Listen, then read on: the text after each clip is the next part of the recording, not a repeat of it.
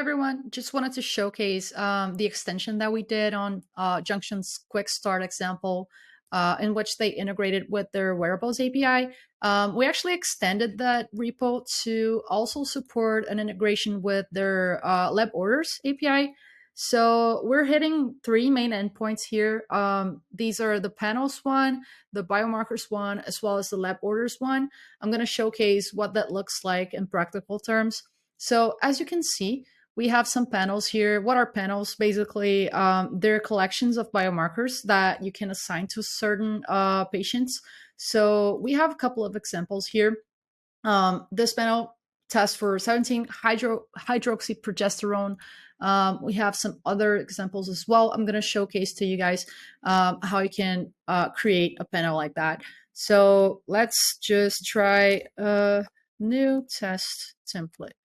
And then we're going to select a lab. And, there are a couple of things that are dependent on the lab. So first one is the test method, if it's going to be a walk-in test or at-home test kits, and so on.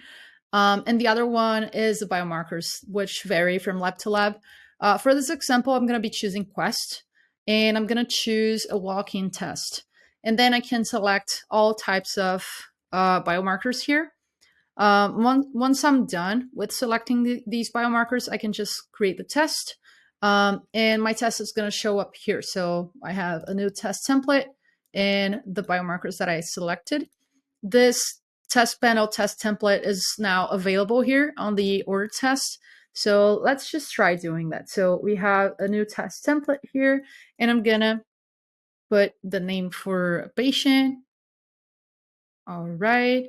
Phone number. I have some example data here to input. Let me choose this.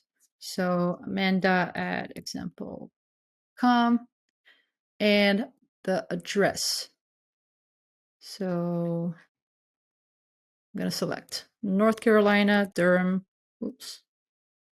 and a zip code. All right. So after confirming my order, you're going to see that it shows up here. And the status is received. Through Junction's dashboard, especially like their sandbox one, you can run the complete order lifecycle. That's what I've done to this one.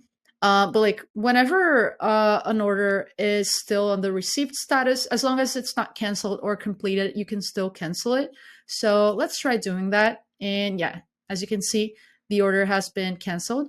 And if I want to see results, I can just click the completed tab here, and a new tab is going to open with the test results in PDF. And that's it for our example today. And thanks for watching.